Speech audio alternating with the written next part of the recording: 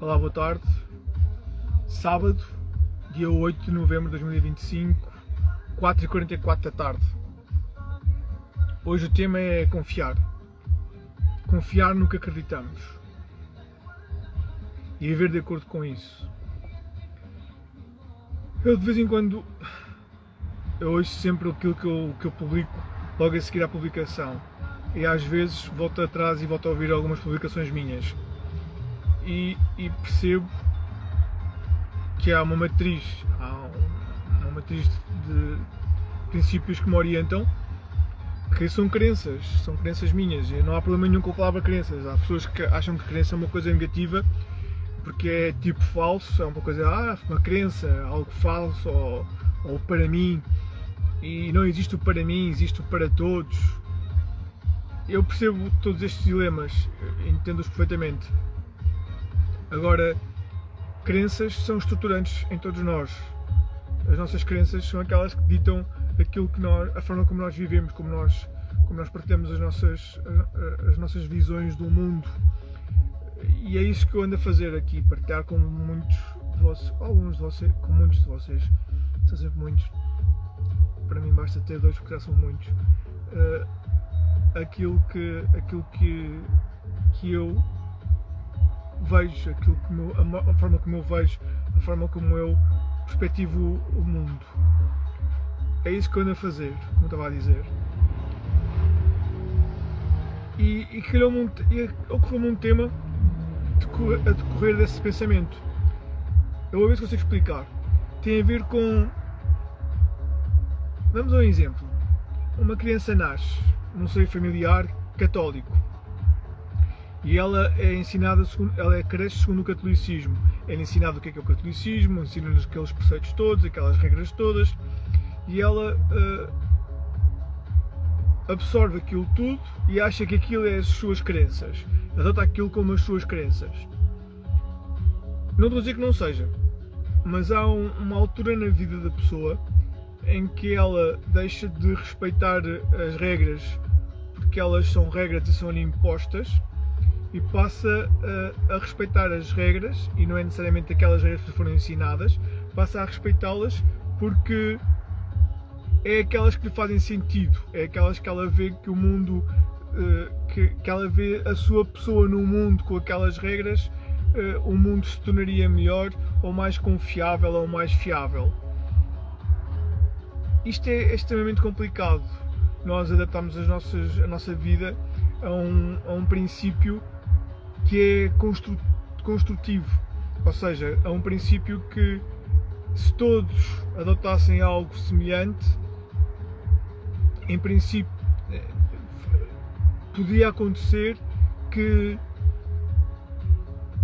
deixasse de haver pessoas más. Não atos más, não circunstâncias más, mas pessoas más. São muito poucas, mas existem. Pessoas más.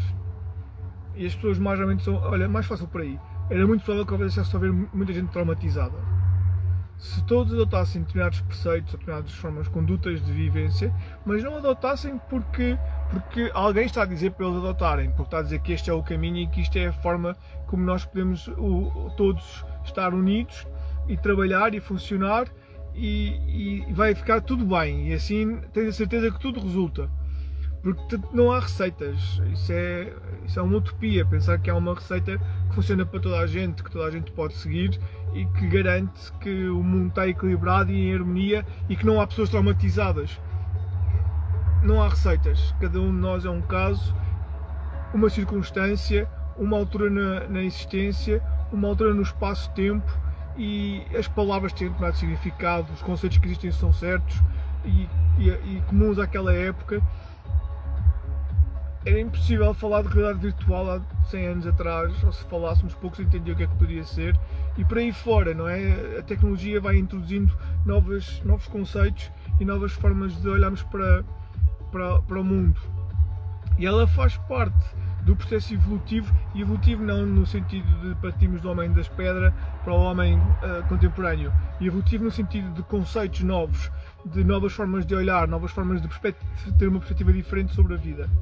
como eu dizia, não há uma receita que seja universal e intemporal que toda a gente possa ir adotando e que garanta uma harmonia e um estado de equilíbrio interior. Isso é impensável. Não só é utópico como é parvo. Seria pensar que todos nós éramos iguais e que podíamos adotar determinados preceitos para um grupo total e se garantir que esse grupo iria ser harmonioso e que não ia causar, não ia ter dramas ou traumas na sua vida. Então, posto isto, o que é importante? É cada um de nós, egos, tomar conhecimento de novas formas de olhar para o mundo, adquirirmos novas perspectivas, irmos bebendo de novas filosofias, de novos ideais. Quem não tem espiritualidade na vida dele está a pôr uma parte sua de parte. É a minha opinião, vale o que vale, mas eu acho que está a fazer a mesma coisa que o Estado está a fazer. O Estado abdica do poder espiritual, entrega-o à anarquia, e se nós abdicarmos da nossa espiritualidade, estamos a entregar a espiritualidade que existe no mundo à anarquia. Estamos a desresponsabilizar-nos por um lado que faz parte de todos, que é comum a todos, que é um cuidado que um cidadão tem que ter. O cidadão tem que se preocupar com a espiritualidade, quer seja laico, quer seja muçulmano, budista, judeu, católico, espírita, o que quer que seja. Todos os seres humanos têm que se preocupar com a espiritualidade. O Estado tem que se preocupar com a espiritualidade e tem que se preocupar com o rumo da espiritualidade. O facto de os seres humanos não se preocuparem com o rumo da espiritualidade permite aberrações, fundamentalismos, pessoas a interpretarem palavras de gente que supostamente estava iluminada ou tinha o dom da sabedoria e a pegar nessas palavras e a interpretá-las segundo critérios que são completamente descontextualizados, já não fazem sentido. Adaptar essas coisas aos tempos de hoje era sempre necessário. A conversa que eu estava a ter convosco, nós não temos comportamentos, é impossível ter uma receita para toda a vida, ou seja, a Bíblia não se adapta aos dias de hoje. As parábolas da Bíblia podem ter alguma, mas são interpretadas de maneira diferente.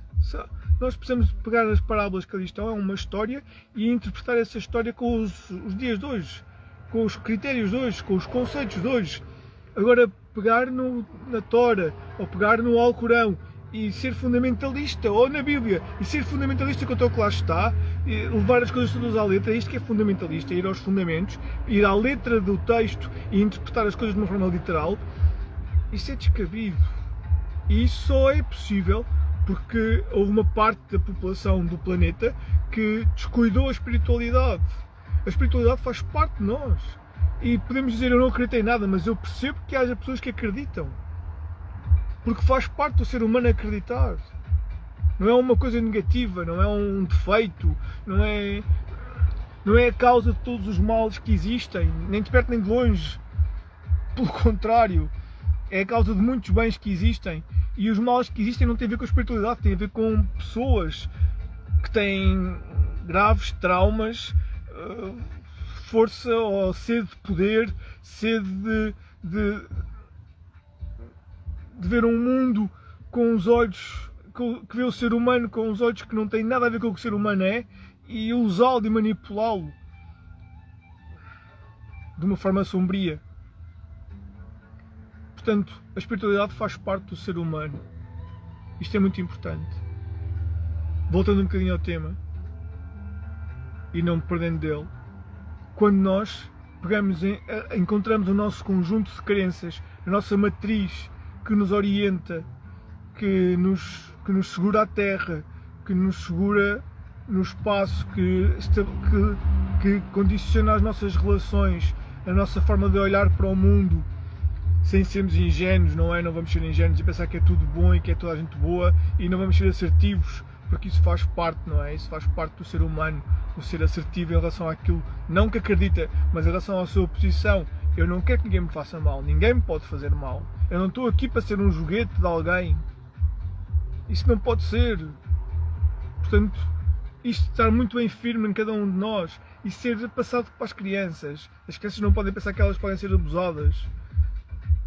nem pelos pais, nem pelos familiares, nem pelos professores, por ninguém. Mas daí a serem mal educados e a terem que ser mal educados para mostrar que não podem ser abusados, isso elas aprenderam em algum sítio. Isso foi alguém que elas estão a espelhar. Um programa de televisão, alguma coisa na internet, algum colega da escola dele, um pai, uma mãe, um tio, um avô. Isso é alguma coisa que ele está a espelhar. Porque ele percebeu ou foi dado a entender que aquela forma de atuar garante a segurança dele e garante o espaço vital para ele. Isto tem muito a ver com aquilo que eu falei há uns tempos com o ocidental, as potências marítimas, o Ocidente arriscar perder a sua identidade quando se fala com o estrangeiro, porque vai beber da cultura dele. E só alguém com uma cultura muito bem sedimentada, ou seja, só alguém que tem uma matriz de crenças muito bem consolidada, e espera-se que uma matriz de crenças baseada na construtividade, em construir alguma coisa, isto deve ser um guideline para todas as matrizes de crenças. A matriz de crença não pode ser destrutiva, porque é isso que é importante, sabem? É olhar para o mundo e ver o mundo como ele é. Olhar para o ser humano e respeitar o ser humano. Há preceitos que o catolicismo, que o cristianismo, que até o islão, o judaísmo, que a espiritualidade dá ao ser humano. O ser humano é um ser social, é um ser que sabe que existe alguma coisa mais forte do que ele, que condiciona a sua vida, e isso não tem que ser Deus, não tem que ser a fonte, mas é alguma coisa, nem que seja as leis da física. Venham elas de onde vierem, se não forem tanto discuti-las. Nós não estamos aqui por acaso. Quem acredita no acaso, acredita que foi uma sorte estar aqui. E então não tem qualquer responsabilidade por estar aqui. Porque só nós só ganhamos responsabilidade por estarmos aqui quando percebemos que não estamos aqui por acaso. Ou então fazemos como alguns filósofos que sabem que isto é tudo uma treta e acham que é nós damos significado que vale a pena dar à vida, que justifica a vida. É o significado que nós damos e não o significado que ela tem só por si. Sabem, são estas nuances de pensamentos de pessoas que tiveram vidas muito complicadas, e o francês, Arzelino, que teve, francês, Nath Lord era francês, que teve este pensamento, ele teve uma vida muito complicada. Esses tipos de raciocínios de que somos nós que damos a significado à vida é perder a raiz daquilo que é a existência, a sacralidade, o sagrado da vida. A vida é sagrada por si só. Nós não precisamos de considerar a vida sagrada para ela o ser. É uma arrogância do ser humano pensar que é ele que dá o dom de ser sagrada à vida. A vida é sagrada por si só. Nós sabíamos isto. Nós vivíamos com isto. E aqueles que não acreditavam nisto tinham sido muito magoados, tinham tido muitas decepções na vida e não acreditavam que ela podia ser sagrada, porque senão não podia ser daquela maneira. É comum nós fazermos este passo. Já me estou alongado mais, hoje é sábado, vocês têm que descansar e ter um fim de semana simpático. Peço desculpa por ser tão exaustivo e ter estes assuntos que às vezes são mais complexos e nunca daria para resolvê-los em 15 minutos. Foi um gosto, um bom sábado e até amanhã.